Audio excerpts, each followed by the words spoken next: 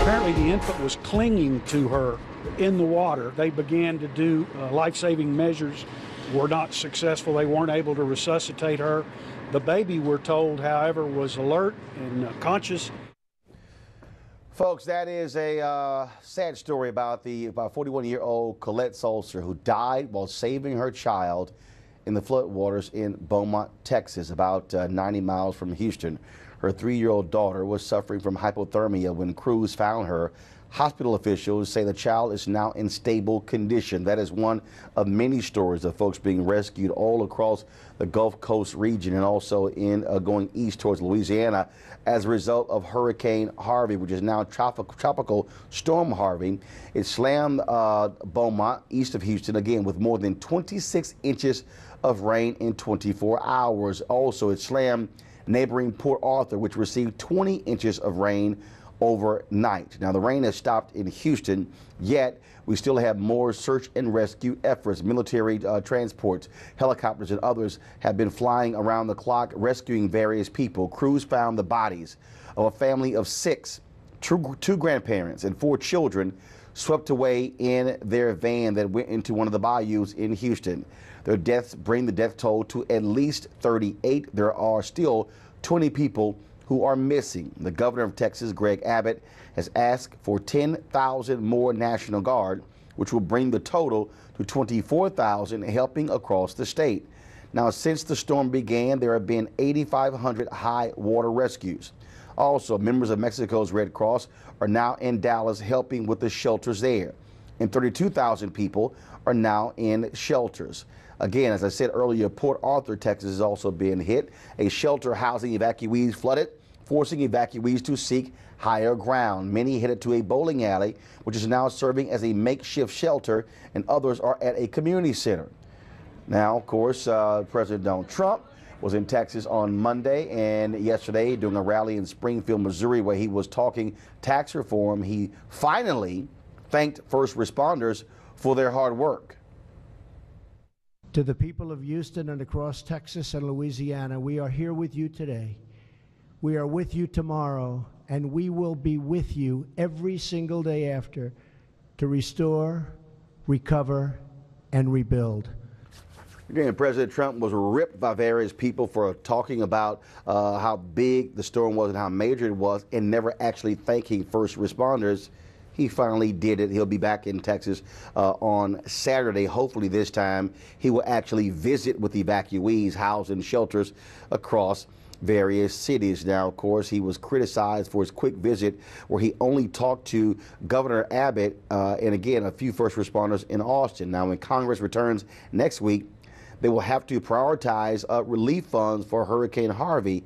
And I'm quite sure the folks in New York and New Jersey will have some tough words for the Texas delegation, 20 of them who voted against relief for Hurricane Sandy. Oh, how folks forget.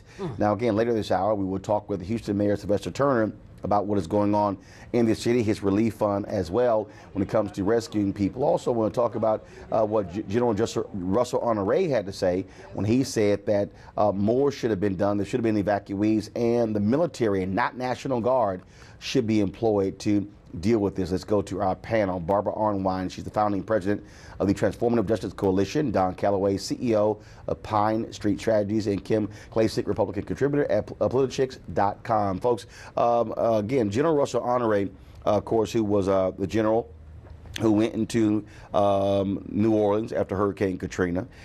He has been highly critical of this effort, saying the military, the federal government should be involved, not National Guard troops. And he also said that officials need to stop patting themselves on the back of how great a job they're doing when folks are still being rescued. Absolutely. And, you know, Honore is a hero. Of course, we all remember him from New Orleans for his straight talk, for his great work. And I'm glad that he is once again bringing the truth in a matter of time when it's needed. without question, the federal government should have deployed military units, should be doing everything that it could. And it goes to this whole issue of trying to, quote, shrink government. And that one of the things that was going on, as we know, was that they were trying to cut the Coast Guard funds. And look at how bad we needed the Coast Guard even in this time. So, yes, I absolutely agree with him. And I'm so glad that his voice is being heard. Done. General Honore is absolutely right, and I agree with Barbara. I think it's important to highlight the thousands and thousands of volunteers who have stepped up in lieu of the president's, perhaps failure, but definitely a misstep on not sending the military here. But it's also important, I think, that as we move now into a full recovery phase and the storm has passed, as African Americans, I think it's extremely important that we make sure that the media and ourselves in our conversation keep the discussions about people here. Black people, brown people, and everybody who is actually hurting. And let's not discuss the things and the animals and things of that nature that are taking place. We're going to try to hear discussions about the dogs and the pets and the cars lost. Now, you know how white folks in America feel about their dogs. They care about dogs and yoga.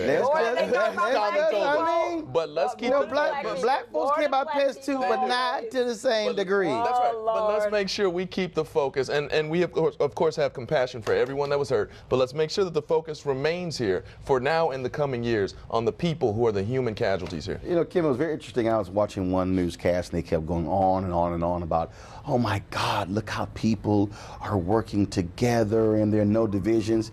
Let's be clear. When your life on the line, you don't give a damn if somebody Democrat or Republican. You don't care if they straight, gay, married. You don't care what they are. Your deal is, look, I'm trying to get out this hellhole. So, I mean, it was just interesting just what people just going on and on and on and on. And I'm going, yeah. Yeah, that's kind of what we do as people. And for people to try to bring politics into it, I think I don't understand it at all. Except I will rip that idiot who was desperate, who was being saved by a black man, this white guy, and he was desperate to retrieve his Confederate flag. Now he needed his ass. I did not see that. I did not see that. I did not see that. I did.